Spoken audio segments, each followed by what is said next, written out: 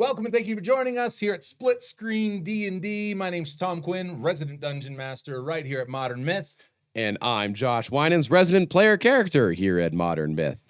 Excellent. This is the show where we are attacking all things D&D from both sides of the screen. With advantage. Ooh. Josh, what do you got for us today? Well, I was kind of thinking about some interesting thoughts. And what do you think about how does a player, or even a DM, because you're that filthy DM guy, how does one go about bringing about agency or like really autonomy to your character at the table? Okay. I like that. I mean, do you want me to start, or I have a feeling you've given this a little bit of thought. And so I can go first. As a player, it's something that is incumbent. It's one of the pillars, I think, of the player experience is that level of autonomy. You simply don't have it anywhere else. That's the beauty of D&D, absolutely. Why squander it? Why let that wither?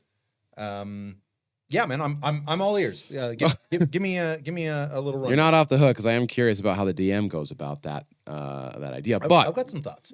Happy to start. So when I was thinking about this topic, how does one go from just being a good player at the table to really inhabiting their character and acting like their character? And what's the barriers that really prevents them? And one thing that I personally had was honestly, it was fear. That was a big block for me. Well, I think I made it pretty clear at the start of the campaign that anyone who brought some weak shit was gonna hear about it. That was Remember, very. It was. I think that was made. Zero That was made very clear. A whole lot of me like just smacking a yardstick on the table and speaking in German. Well, bless your heart, you had me coming from 4E, which is like, I was a min-maxer, power gamer. Like 4E is a safe place for me. I understand 4E, and 5E is a very much different world with a lot more role-playing. Yeah. Well, and I think there was a pivot going into the Rakish Rovers campaign. There was kind of a pivot. I know I certainly, some of that was intentional. I certainly directed some of that pivot. Yes, you did. And actually, it's interesting that you're kind of talking about the switch from previous campaigns to this. I think actually a lot of my motivation in some of the pivots and maybe a little bit heavier emphasis on the RP was for specifically this topic. It's lining up well. I think the danger of, let's say, a game that does not have a heavy focus on the role-playing elements. Which, again, nothing wrong with that. No, I mean, it's to each their own. But I really think those RP moments are the spaces where players really get to exercise that agency, that autonomy. So what gets in the way of that? And like I was saying, I think it's fear, which comes from two places. One is your inner voice telling you what you like, that voice, hey, you shouldn't do that, they're gonna think you're stupid, blah blah blah blah blah. And sometimes it's me just leaning over and whispering, you have broken my heart so many times at the table. I was like, I'm gonna own this moment, and you're like, dude, that was so stupid. I was like, dude, whack, bro. Disadvantage for the rest of the night. Middle of your monologue. Whoa, hey, give me 1 second, bud. This is playing out really whack. You want to try something new? Well, imagine a session like that. The horror stories that are out there, there probably are. There probably are. So there's the internal, and then there's the perceived external, which is like, what are people going to think about me when I take that step? Especially if you're in the middle of a campaign, when you're suddenly speaking like, hi, I would like to go to the potion shop, please. To, I'd like to go to the potion shop, please. I mean, That's a big, big change. Right. And I will say there is the commitment to that process. I mean, when you're putting that character on initially and you know that you've got, a couple months to a couple years that you're going to be spending in those shoes. Depends on the length, yeah. The character side of this question, I really do think has more weight riding on it, because to a similar extent, like to get into the fear aspect of putting on these costumes, these different characters, as a DM, I mean, there are certainly NPCs that exist throughout the course of an entire campaign potentially, but there are also ones that exist for one trip to the general store, one trip to the smithy. It just depends.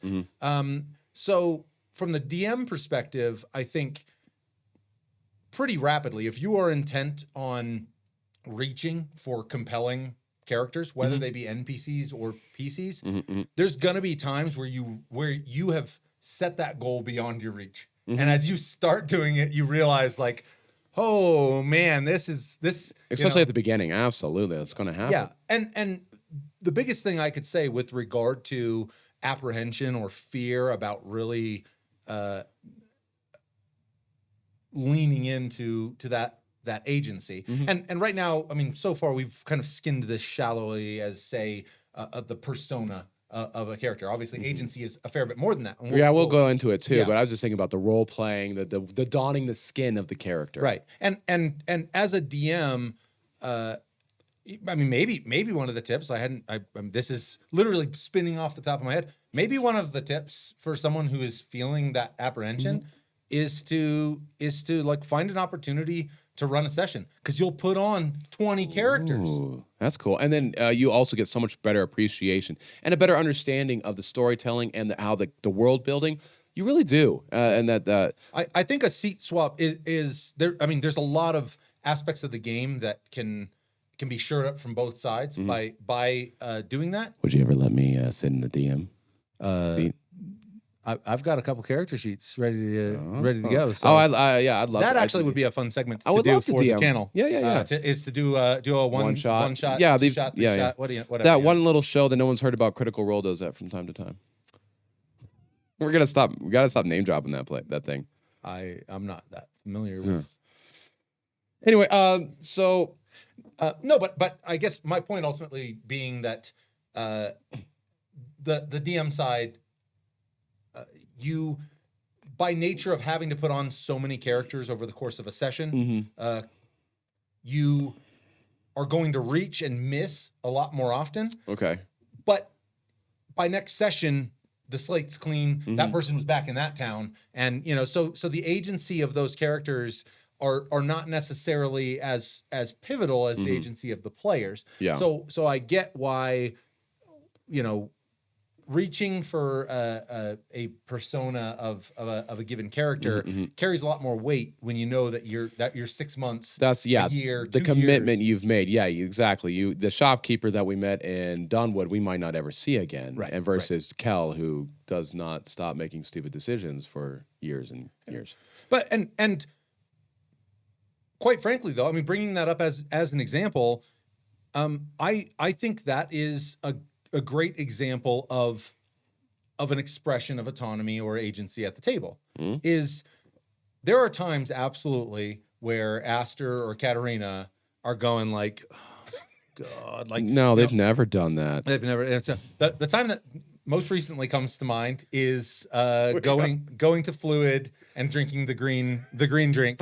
It's like there's a couple more too, but that was probably the biggest. Yeah, but the thing You is, were so mad at me. is if you as a player really buttoned that shit up, that would have been their reaction robbing you of your autonomy. There should be times where your companions are not happy with the fact that you are expressing your agency at the table. And that doesn't have to be a big thing. But absolutely, if everybody is always in lockstep, nobody is expressing their agency at the table. Yeah, I absolutely see that point. I want to go with that for a little bit. Because there's a line. So what is that line? Because there's a line where you become like that person at the table who takes away from the enjoyment. So why was it okay that I did that in that moment? And it was a possible I could have died. Very real. It ended up being a freaking amazing moment. Right. But A whole lot of punching mechanical scorpions, smiting with these fists. smiting them with their fists. They can take your gear, but they can't take your religion. No. The power of those Elistrahi is strong. Yeah, and I'll be the first to admit that's a difficult line to define. Is at what point is it disruptive to the narrative? Is it disruptive to the I really think, and I don't want to leave the player space just yet. Yeah. What I'm about to say is kind of a segue into a big portion of what I'd have to say on the DM side. Okay. But I think that a lot of that really can and as a DM maybe should be addressed during the development of the campaign, as you're talking with your players about these characters. This kind of session 0 space, we tend to have a session -10 through 0. You know, My backstory is pretty extensive. yeah, and quite frankly, I think that's a good thing. But if you're the only one as the DM who kind of has the omnipotence of seeing, well, in the way that we approach our campaigns, because there are many campaigns where everyone sits down at a session 0 and very publicly is creating their characters together. They might even be creating a party together. Oh yeah. Well, that's an interesting topic too. Anyway, for what we the way we approached it, where you guys were blind in creating your characters. ish. Well, yeah, but in terms of, you know, it wasn't a group sit down. and we're all gonna, No. Yeah.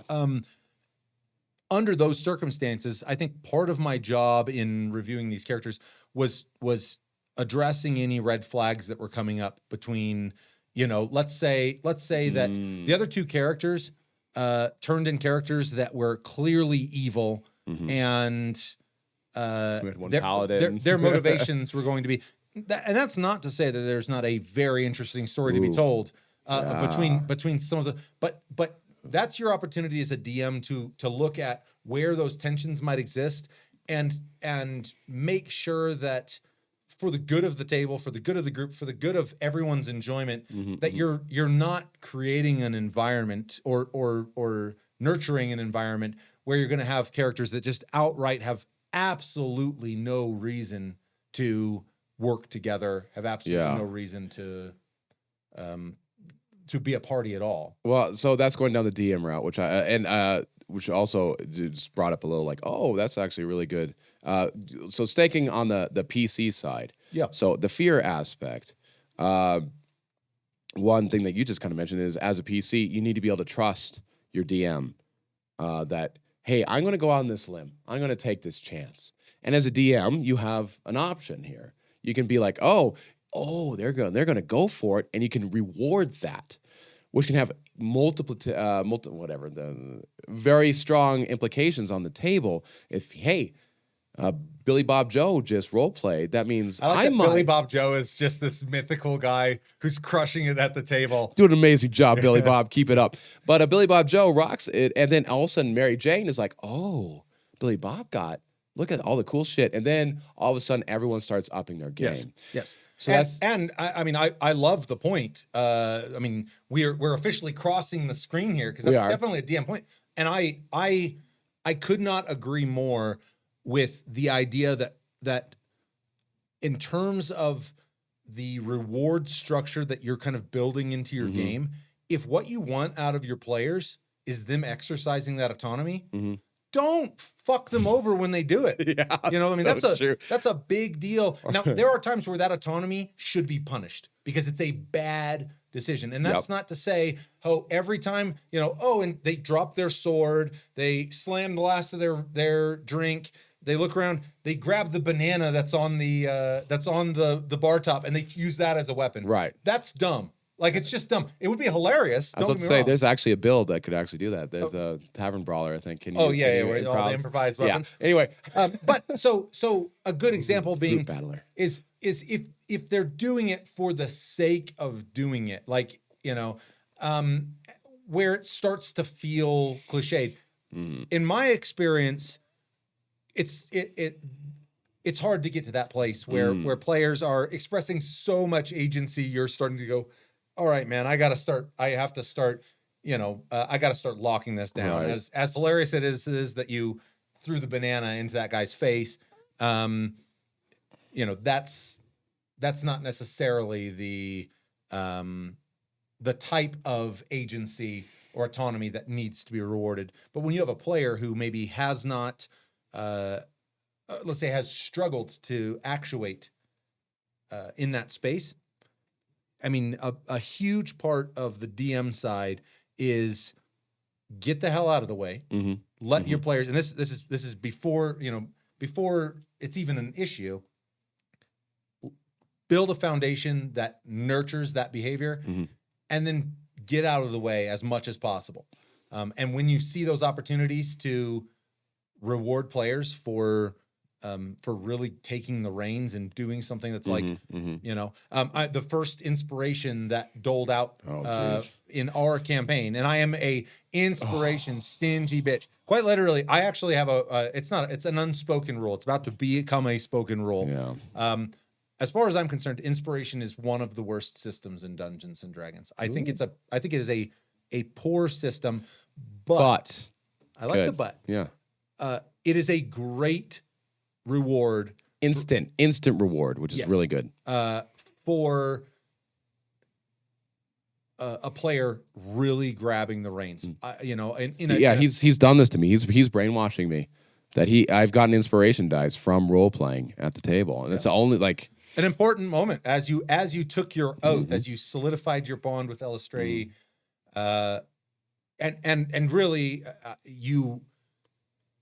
my expectation of what that scene was going to play out, and I know we touched on that flow space where my expectations are subverted and a player just completely blows them out of the water. That was a great example of, I had an expectation of what that scene was going to be, and then what you delivered, it was just like, I am grudgingly going to slide the inspiration token to your side of the table. It was a very well actuated, and it's one of those things where it was a great example of expressing agency. Which brings me to another thing. Min-maxers, don't be afraid to step out into this world. It is really a fun world, and you can still min-max and still power game and still battle and still crack skulls, but you can get that role-playing, the narrative side of things, and really enjoy it. There's no reason why you can't live in both worlds. Well, and I think that's also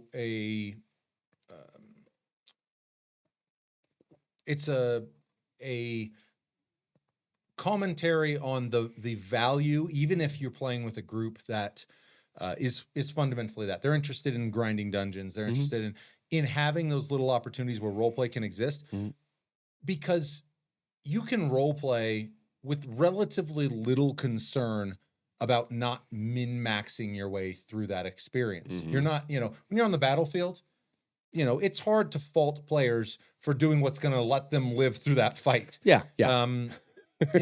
But when you're in the role play sphere, I think even for people who maybe role play is kind of a secondary enjoyment out of the game, it really is a place where the kind of the power gaming, min-maxing players can kind of unburden that sense of I need to perform the most optimized sequence of actions, because role play is quite frankly a lot more interesting when it's not the most optimized sequence of actions. It's so true. It's so very true. Yeah, I see it. It's almost like a release, which is an interesting way of thinking about it.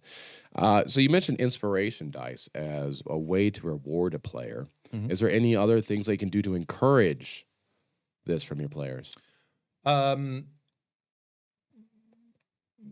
Are we thinking that it's reasonable to pivot towards the DM side? Because there's a few things I think that yes. I think we've now I haven't made like near the amount of points or anything I have on the player side, but I think we can come back and talk about it. We can meander. Yeah. I guess I would say, in terms of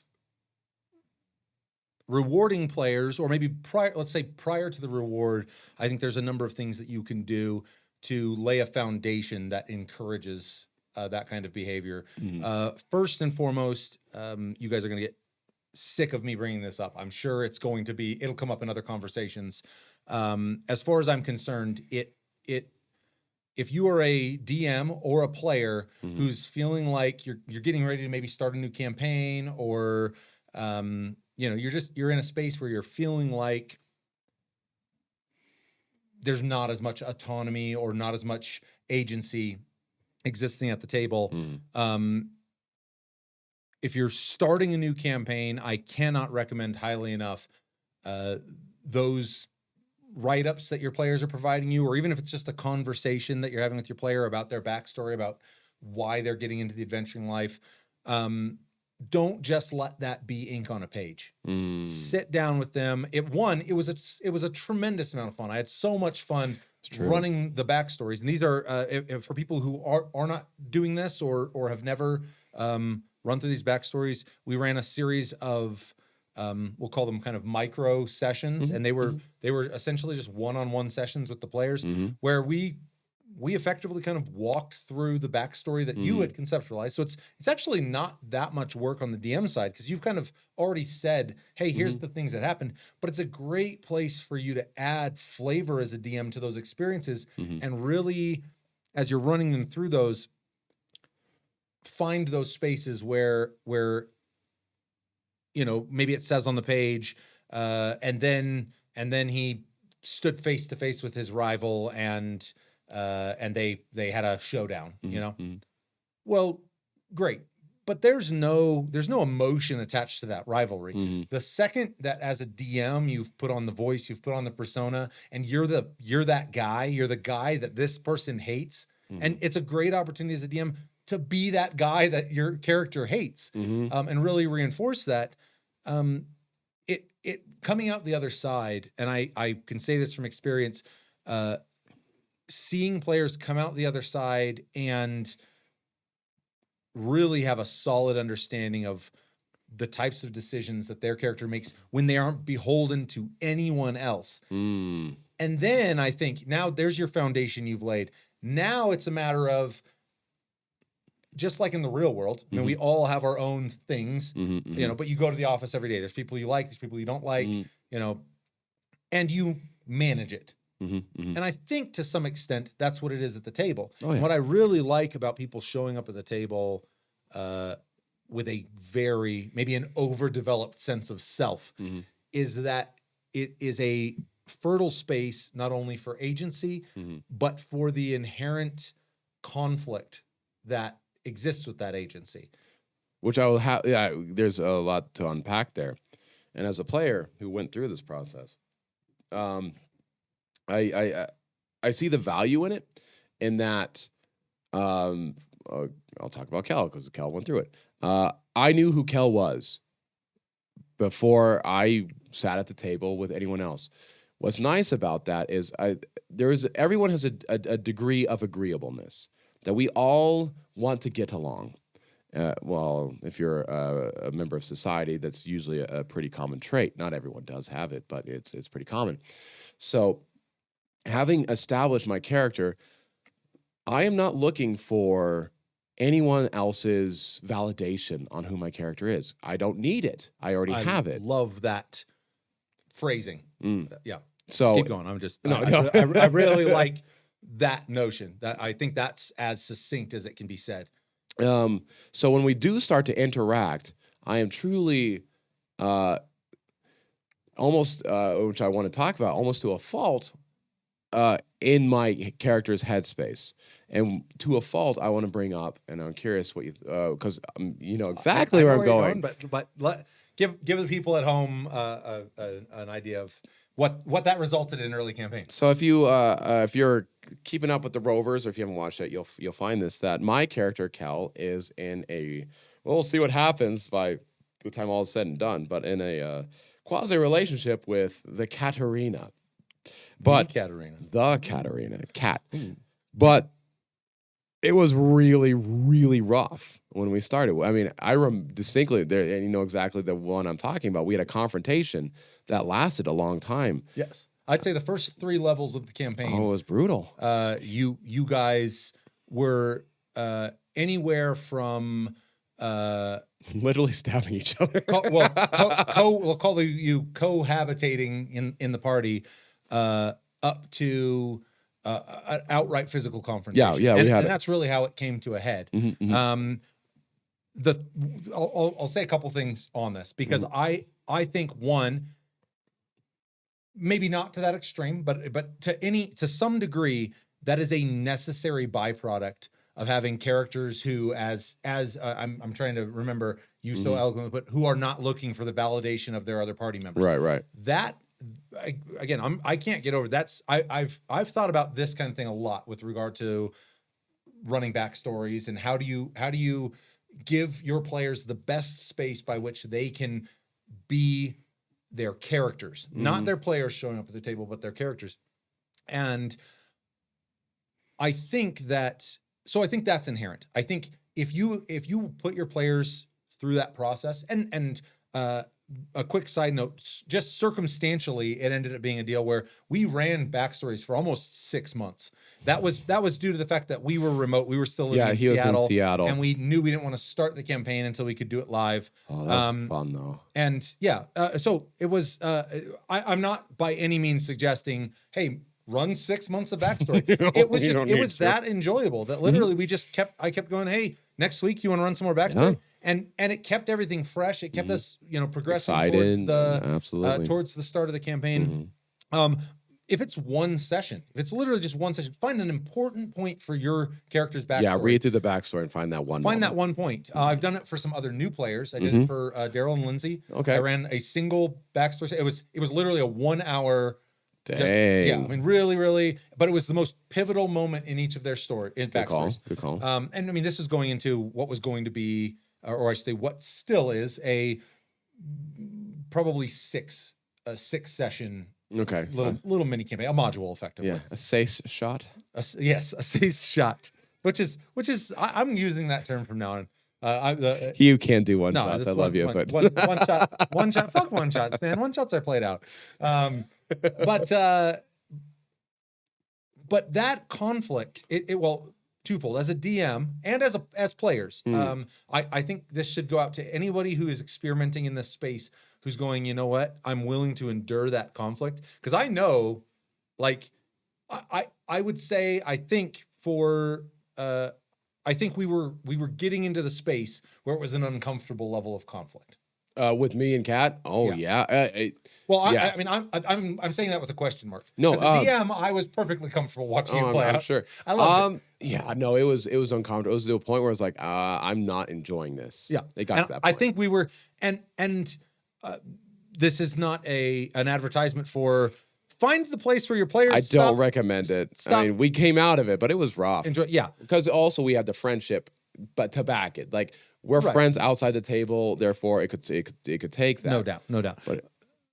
But that conflict of some kind, I think, should be viewed not inherently as a bad thing, because you have 3, 4, 5 adventurers, all who, are if not already badass, soon to be badasses. You're gonna have a group of strong personalities. Working all of that out. In reality, the likelihood that an adventuring party ever I mean, look at how many bands make it. Like, and their day-to-day is like, hey, should we run through the set again? Hey, we got to get together and practice. The adventuring party's day-to-day is, we almost died again, and it's only Wednesday. So the amount of stress and tension being coupled with that. Yeah. But I mean, look through literature, film. There's always that. Always conflict. Some of the greatest relationships, romantic, friendships, it doesn't matter, are born out of an inherent tension in the earliest part. And despite the fact we're having this conversation, you led the conversation by saying you are now in a pseudo relationship with Katerina, which, so that has been overcome to the point that you've transcended even friendship at this point. Yeah, it's actually a super cool story. I don't know how it will end up, but it's a really interesting arc. Yeah, which is and so again, there are levels of conflict within a party that can arise from an overdeveloped sense of agency, and that is not to say that conflict is always a good thing. But I think certainly if you feel conflict some tension starting to build up in the party, both as a DM or as a player, I don't know that your first reaction should be, crap, this is bad. No, yeah, I totally agree. But at the same time, you are now in dangerous waters. Because yeah, if again, me and Amanda were friends for many years before this happened. This was not going to affect that friendship. But if you were more not randoms, well, maybe randoms at a table, that it could destroy a session very quickly. Right. And I guess so. A reasonable couching into that is this level of conflict being introduced into a party, or at least the potential for this level of conflict. Maybe that's something that exists better for a group that is going into their second campaign together, or something like that. Or if you are going to go this and you want to do this and you see this happening, talk about it, not at the table. Oh yeah, definitely. Like and bring the DM too, and like so like if I was to talk with Amanda, be like, hey. What is happening? My character is not going to stand for this. This is going to happen, just so you know. And she'll be like, oh, okay, that makes sense. Okay, well, this is how my character, it will probably react. And then bring the DM and say like, hey, just so you know, there's going to be some conflict. That's my kind of my default. But in my mind, if you like try to surprise people with a conflict, it's probably the odds are likely it's not going to go well. Versus if you're like, hey, this is a cool story moment that hey, want to explore this with me? And if they say, I don't want that. You have to respect that. No doubt.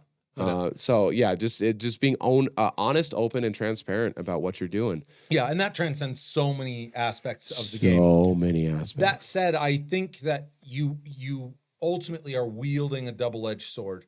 The more you want agency at your table, it's inherent that there will be conflict. I think, again, the Rakish Rovers, as an example, the party has become tight-knit enough now that the expectation is there. Well, but the expectation is there that there are times Kel's going to do something that is going to get a big eye roll or he does so many stupid things. A temple rub from the other party members.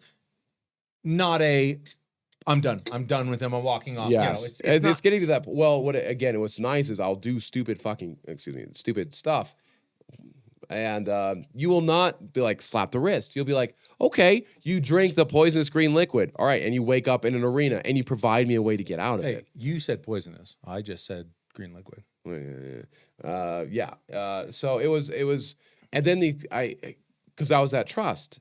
Where I'm going to be totally 100%. I forgot that I wasn't supposed to drink the green fluid. I totally forgot. Again, expressing agency at the table. That's what Kel would do. That's what my character would do. And I think probably it is. That's the thing is that's not something but that it made such a good story. Like in my mind, like that's one of the most badass Kel moments. Yeah, it was. And that's the other thing too is, again, maybe it's a moment that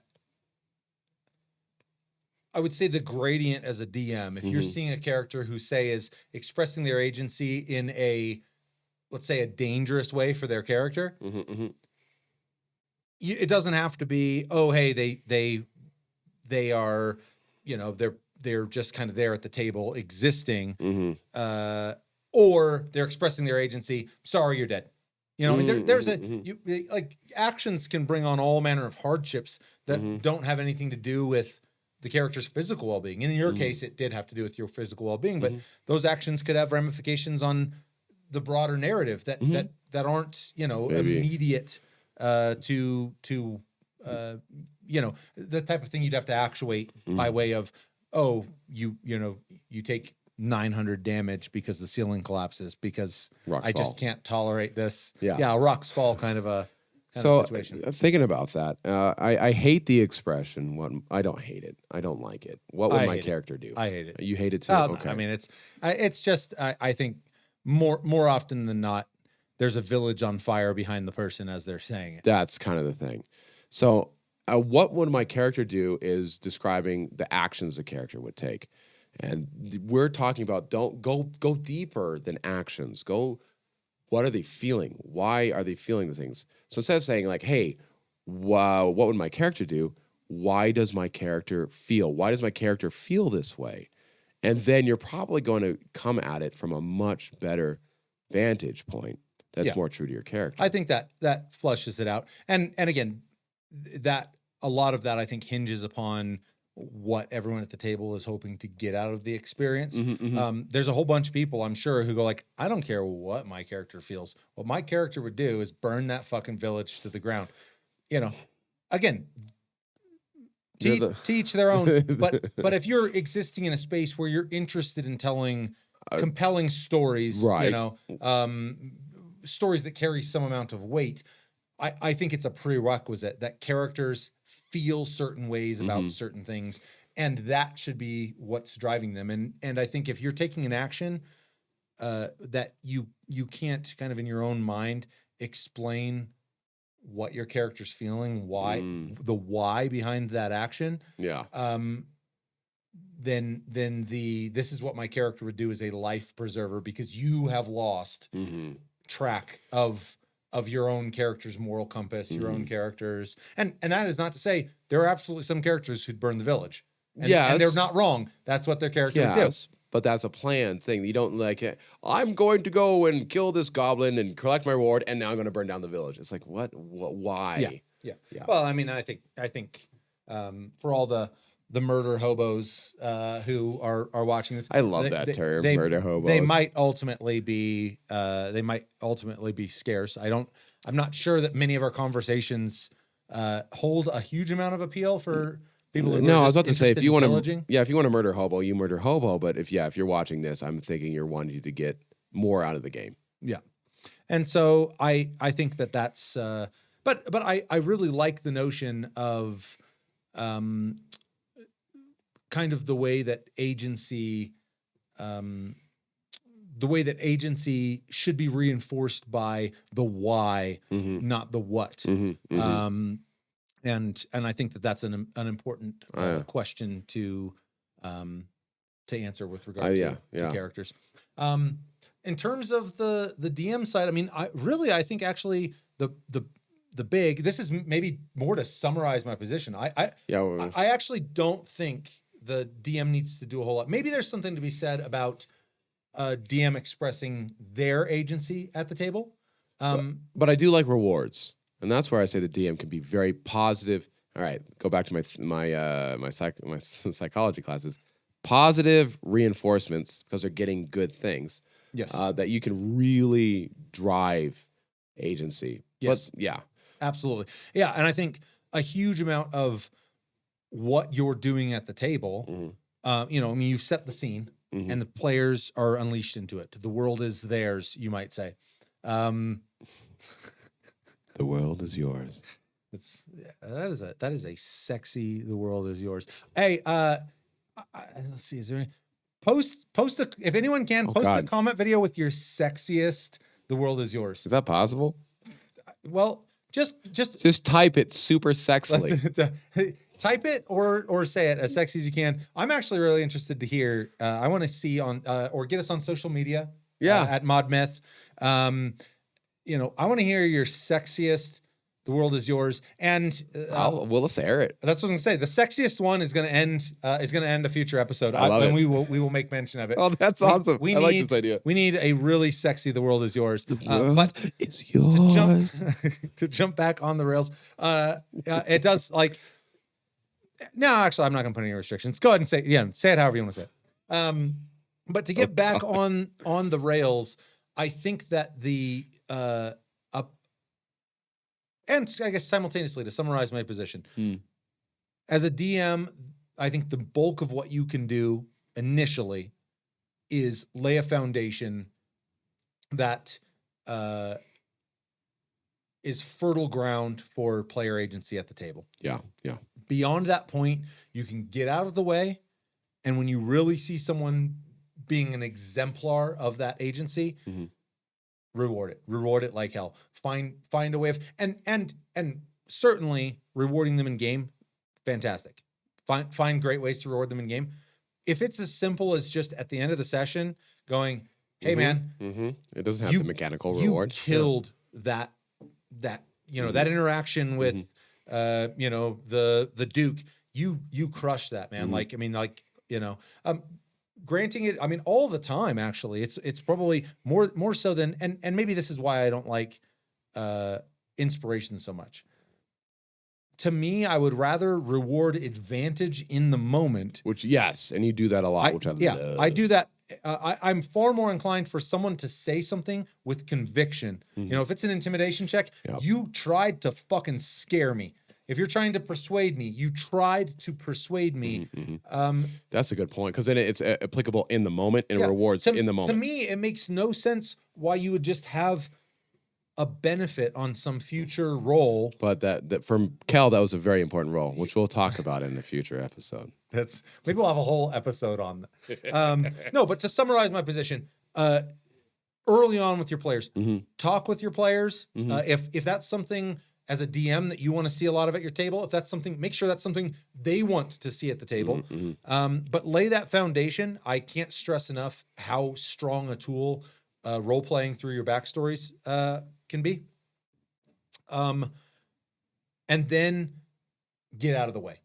I would say an over-actuation of Dungeon Master agency is the greatest antidote to player agency. There are often times where DMs are so and you know, I mean, our job more or less is we're constantly enacting all these tiny agencies in the world, but those should never trump or get in the way of your players. And there's times where this really ties into. Let's make a mental note to have an entire conversation on the DM PC. That's going to be a divisive episode. But this episode chains to that really well, because there are a lot of people out there who say just don't do it. I thoroughly disagree with that position, and I don't want to go any further than this on it. But the reason, or I should say, I thoroughly disagree if you can allow call it a DMPC or a long-term NPC to get out of the way when it's not absolutely crucial that they are engaging with the moment. That's I want to go further, but I think you're right. That's a whole nother thing. Yeah, I hadn't even considered that, but I love the idea of that. I love it actually. So the only thing I want to add to that as a player, if I see someone at their table getting rewarded for something, I'm going to try to do that thing too. So if you want more agency as a DM or, you know, autonomy from your players, and you see someone going for it, reward it publicly. So what you're saying is players are dogs and bring biscuits to the table. That's a human thing. Hey, if you want, let's not go down this road. But yeah, if you want someone to do something, you reward that behavior. Building incentive structures. But yeah, I totally agree with that. So, I mean, on the note, I think I've pretty much summarized my position on the DM side of the screen for, you know, what role can we take in encouraging player agency, not allowing a party to devolve into just this kind of homogenous glob of we are heroes, you know. Give me a summary of kind of from a player perspective.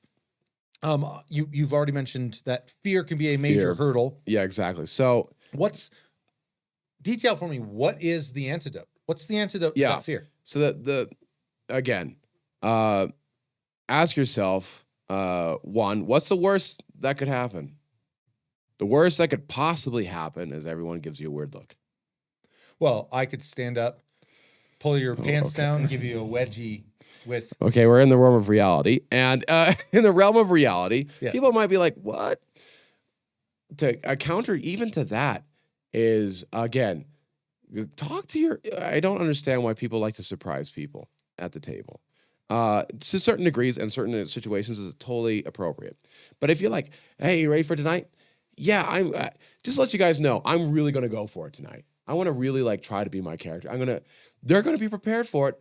And then they're not going to give you the weird glances. Yeah. And to some extent, you as a player are taking on that role of laying that foundation. You know, and it's trust, giving trust to your fellow table players. And I think after this conversation, I'm realizing you really got to trust your DM. That you're going to step out on that little branch, and they're not going to. I like to think of it as a catwalk. and they're not going to be on the other side with a sawing that your supporting beam. If they're a DM that you want to play with, they're not going to do that. Right. Right. And I think, yeah, it speaks to, I think there will be a running theme in a lot of these conversations revolving around the trust between the people you're sitting with. And you know, if that's something that you're still developing at your table, or if that's something you just outright don't have at your table, and your experience at this table, that could be an indication that maybe you need to find somewhere where you do have that trust. To note on your point, you were talking about kind of a couple questions to ask you, like one of them being, what's the worst that can happen? I would also say maybe the precursor to this whole conversation is, what do I want to get out of this game? Good question. Because if you're not interested in getting anything deeper than killing monsters and collecting loot, this is a moot point. Yep. We get the feeling, if you're still here at this point, put moot point in the comments. You're a hero, and I love you for being this, you've got nothing out of this conversation. Why are you watching this? Watch other things. No, and I mean, I really do hope that we're going to start to cultivate a group of people. I don't want to say we are cultivating them. They're out there, no doubt. There's lots of people who are thinking about this as more than a game. And I want to backtrack, because I did make the specific point that if I am a power gamer, I'm a mid-maxer, and I'm finding this world is open to me and is a fantastic thing. So I'm like, hey, don't watch. Hey, why are you even watching this? No, you should be watching this. Give it a try. Give it a chance. Yeah, I couldn't agree more. If you have played prior campaigns where maybe you felt like the experiences could have a little more meat on their bones, they were a little hollow, I would say the surest antidote to that is that your actions in that world be meaningful. And the fastest way to feel like those actions are meaningful is that they be your actions. Why does my character care? Not what does my character do? I think that's a reasonable summary for the character position. I certainly feel like we've summarized the DM position. And the player character. Everyone at home, throw it down in the comments. I would love to know, do you have tips and tricks that you guys are exercising at your table? Or if not, like, just put in the greatest moment you've witnessed. Oh, that'd be awesome. Character, I'd love to see that. Just grabbing their reins and going for it. We've neglected to mention it thus far. I'm going to let you do the honors because it's a requirement. Yeah. But give it to me. Okay. Well, yeah. We've asked them for a sexy "The World Is Yours," but we need a really sexy YouTube pitch. So give them what you got while I crack another beer, and I think we're just about wrapped up here. So give them something that they're going to go to bed tonight. They're going to be thinking about it. Hey, you know what you should do? You should click that button. You know you want to push that button. Yeah. Did you push the button? Good. Make sure you hit the little thumbs up to let you know you liked it. Oh, and do you want some more? Ooh, you should subscribe.